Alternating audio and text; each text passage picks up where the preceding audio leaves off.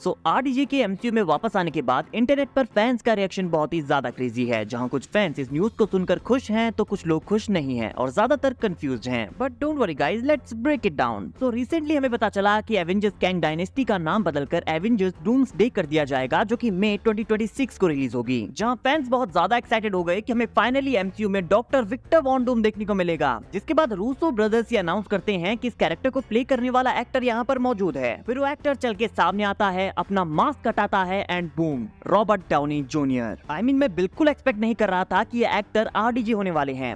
मैं क्या, वहाँ प्रेजेंट फैंस भी गेस नहीं कर पाए थे। उनमें से कोई कह रहा होता है Jared Leto. It's totally unexpected. Marvel ने यहाँ बहुत ही ट्रिकी गेम प्ले दिखाया है, क्योंकि एवेंजर्स डूम्सडे में आरडीजे की एंट्री के बाद हर कोई कैंग यानी कि हमारे जोनाथन मेजर्स को भूल जाएगा। और क्या आप लोग जानते हैं कि 2005 की फैंटास्टिक 4 मूवी में Robert Downey junior almost doctor Doom play करने ही वाले थे, लेकिन फाइनली उन्हें आयरन मैन के रोल में कास्ट किया गया। लेकिन किसने सोचा था कि हमें इतने सालों बाद 2024 में फिर से Robert Downey Junior as Doctor Doom देखने को मिलेंगे। हाँ, कुछ फैंस हैं जिन्हें उनका as a Doctor Doom cast किया जाना पसंद नहीं आया, लेकिन ऑनेस्टली बताऊं तो मार्वल को एक ऐसे बोल्ड मूव की बहुत ज्यादा जरूरत थी। एंड मैं 200% श्योर हूँ कि एवेंजर्स डूम्सडे और सीक्रेट वॉर्स दोनों ही मूवीज रिकॉर्ड ब्रेकिंग होने वाली हैं। अब क्योंकि रूसो ब्रदर्स और स्टीवन मैकफेलिन मूवीज को डायरेक्ट करने वाले हैं, तो मूवी के डायलॉग्स और स्क्रिप्ट कमाल की होने वाली है। एंड आई थिंक डाउनी सिर्फ इन दोनों मूवीज के लिए डॉक्टर डूम प्ले करने वाले हैं, बिकॉज रूमर्स के अकॉर्डिंग सीक्रेट वॉर्स में एमसीयू का सॉफ्ट रिबूट के साथ एंड होने वाला है। And just think about it, MCU का एंड भी उसी एक्टर के साथ होगा जिसके साथ उन्होंने इस जर्नी को स्टार्ट किया था, poetic end of a legendary story. और मुझे नहीं लगता कि इससे आयरन मैन की लेगेसी पर कोई इम्पैक्ट पड़ेगा, क्योंकि वो दोनों टोटली डिफरेंट कैरेक्टर्स हैं। अनलेस मार्वल आयरन मैन से कोई छेड़छाड़ न करे, और यही एक चीज है जो मुझे थोड़ी सी चिंतित कर रही है।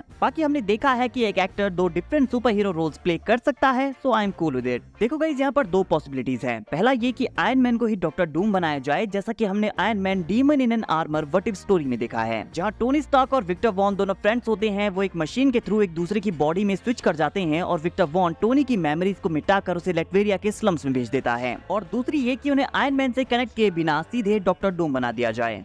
जस्ट इमेजिन कि बेचारे स्पाइडरमैन को कैसा लगेगा, एक विलन जो आपके मेंटोर की तरह दिखता है। Mister Stark, no, I am Victor Von Doom kid. I know आप लोग सोच रहे हैं कि उन्होंने कैंग को रिकास्ट क्यों नहीं कर लिया। आई थिंक मल्टीवर्स सागा के मेन विलन कैंग को रिकास्ट किए जाने से मूवी के ऊपर इम्पैक्ट पड़ सकता था, और डॉक्टर डूम को as a new villain introduce करने से सभी चीजें फिक्स हो गई हैं, इवन और ज्यादा बेहतर हो गई हैं। नाउ बात करें आरडीजे की परफॉर्मेंस की, तो अगर आपने ओपनहाइमर देखी है तो ये क्वेश्चन आप ना ही पूछें तो अच्छा है। और एक और चीज बता दूं कि डॉक्टर डूम बहुत रेयर मोमेंट्स में अपना मास्क हटाता है, तो ये परफेक्ट सेंस बनाता है कि मार्वल ने आरडीजे को ही यहाँ पर क्यों चुना है। और आरडीजे के कमबैक के बाद मुझे द डार्क नाइट से एक आइकॉनिक लाइन याद आती है, you either die a hero और live long enough to see yourself become the villain.